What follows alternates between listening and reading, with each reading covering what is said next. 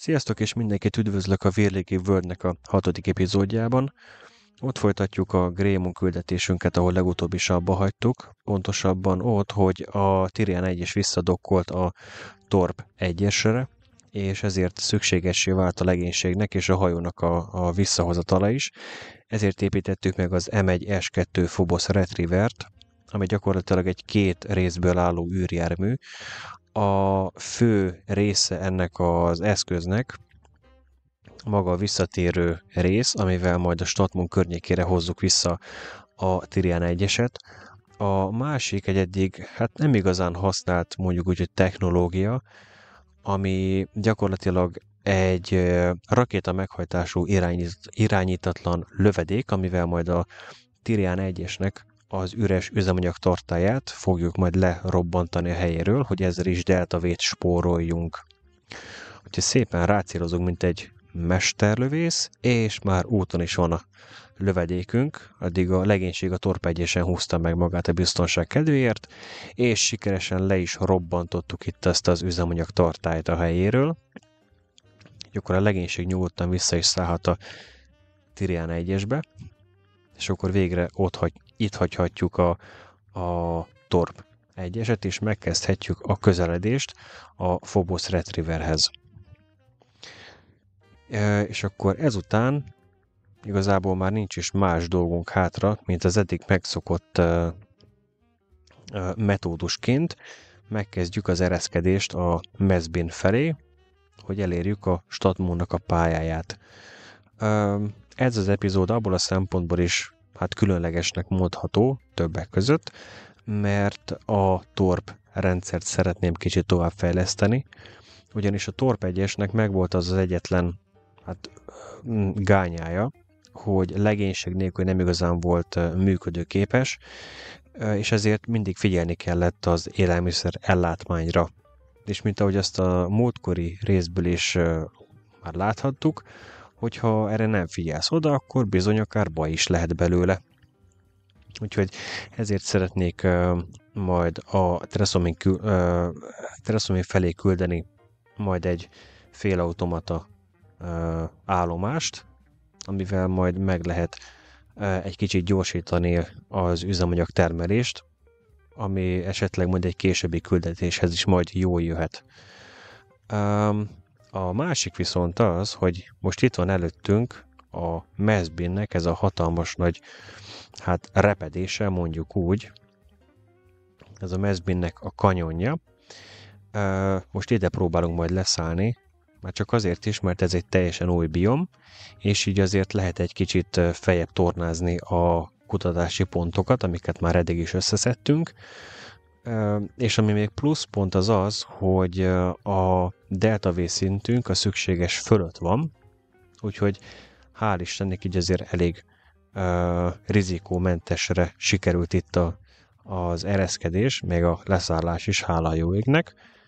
A leérkezés az elég érdekesre sikerül, de ez legyen itt a legkisebb gondunk.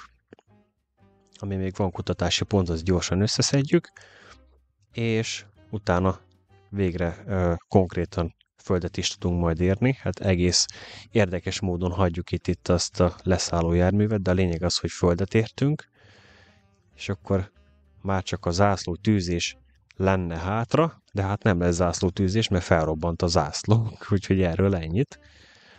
Na nem baj. A lényeg az, hogy egy darabban sikeresen visszatértünk, és így ezáltal lezártuk a Grémon küldetésünket, és így szépen haladgathatunk majd apránként lassan tovább. A képernyőn látható űrjármű, a Torp 2 MK1-es, ez a legelső félautomata újratöltő állomás a Tresoming körül. Ehhez elméletileg nem lenne szüksége legénységre, bár azért Bob, Bill és Valentina úgy döntöttek, hogy megnézik, hogyan funkcionál ez az új állomás itt a Tresoming rendszerben.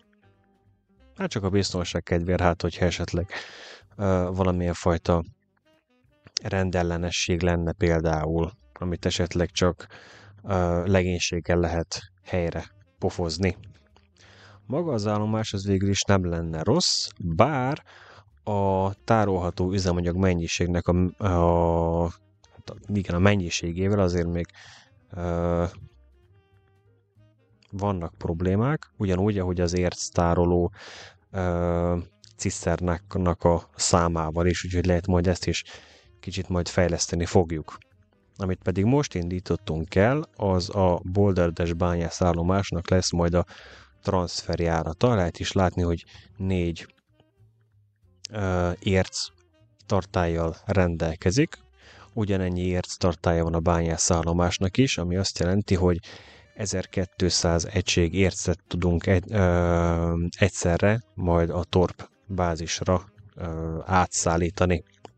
Itt a leszállásnál majd figyelni kell, mert ennek a transferjártnak is van egy kisméretű dokkolóportja, ugyanúgy, ahogy a Boulder-es bázisnak is.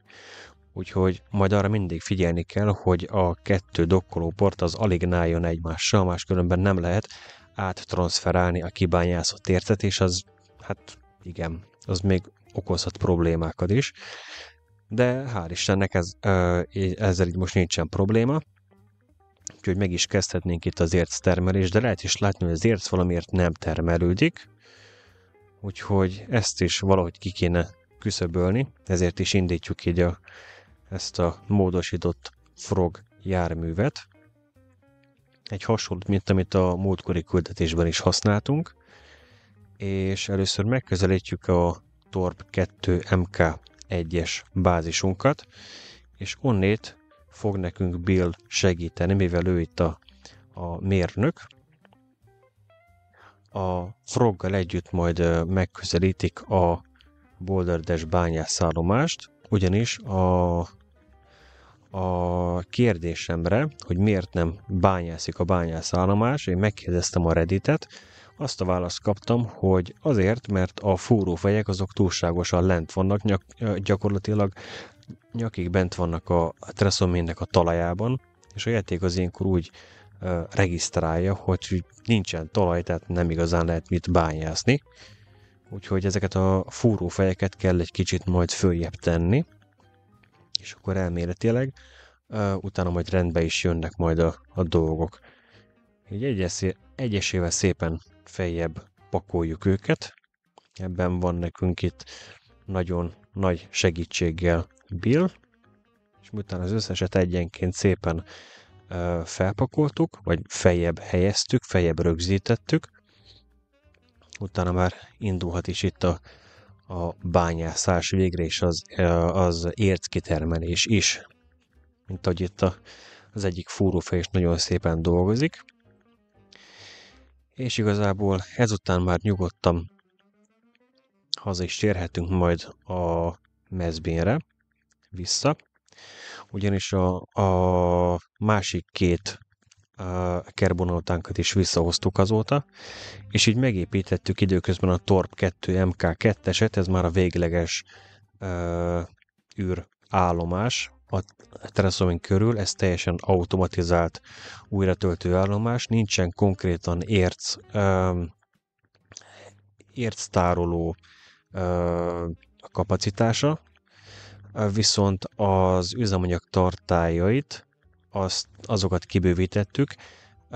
Magának a bázisnak a kialakításában én a Lecluster Lab modot használtam, azért is lett ilyen érdekes alakú az állomás, de a lényeg az, hogy funkcionál és működik.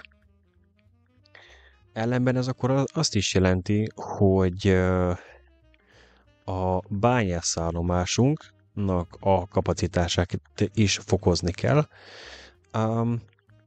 mert az eddigiek alapján, amiket így néztem, valamiért az elektromos áram az nem termelődik úgy, ahogy kellene, ezért fog majd ismét nekünk Bill segíteni ezzel az állvánnyal, amire napelemek vannak felrögzítve. Ezt fogjuk majd a bányászállomáshoz hozzá csatlakoztatni.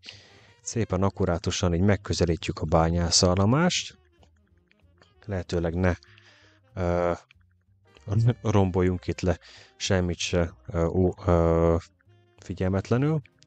És akkor először ugyanúgy, mint ahogy a másik dokkoló résznél is, először is ezt a kis dokkoló portot ide letesszük a helyére, és utána ezt az állomást, pontosabban ezt a tartó oszlopot, ezt így majd szépen megpróbáljuk rá dokkoltatni erre a nagyméretű dokkoló portra. Szépen ezt is akkurátusan, óvatosan megcsináljuk, egészen filmesre is sikeredett, és végre kibővítettük a Boulder Dash bányászállomásunkat, úgyhogy végre megkezdhetjük így a dokkolásunkat a Torp 2-eshez, és akkor végre nekiálltunk bányászni, végre nekiálltunk ércet kitermelni. Az egyedüli probléma az, hogy hát 4 fúró fejjel egy végtelenségig tart, mire a szükséges ércmennyiséget kitermeljük. Úgyhogy ezért is építettük meg ezt az M1 S2 Taurust, ami egyben egy bányászállomás, és a transferjárat is.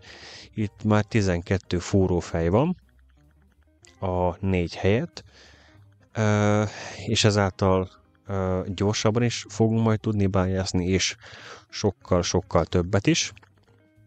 Ezáltal tudjuk majd felgyorsítani itt az üzemanyag előállításnak a folyamatát. Hát végeredményben így a Boulder Dash bányászállomás értelmét vesztette, úgyhogy szépen kultúrát módon megpróbáljuk lebombázni ezzel a félig meddig üres üzemanyag tartállyal.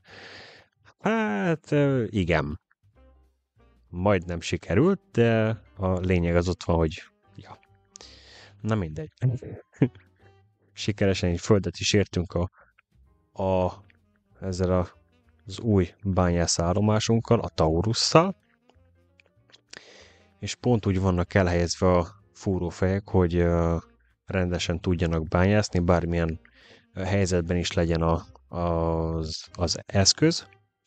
Hát igen, és ez azt jelenti, hogy akkor ezt az újonnan ide helyezett napelem hát oszlopot, mondjuk így, ezt ideiglenesen hozzá dokkoltatjuk a Torp 2-eshez, bár a Torp 2-esnek az energiaellátásával effektíven nincsen semmiféle probléma, de azért kiegészítő napelemek ideiglenesen azért nem fognak zavarni senkit sem. Meg akkor a Boulder Dash bányászállomástól is érzékeny búcsút veszünk. Próbálkozásnak nem volt rossz, effektíve túl sok haszna nem volt, de legalább jó sok pénzt elköltöttünk rá. Hát úgyhogy viszlát.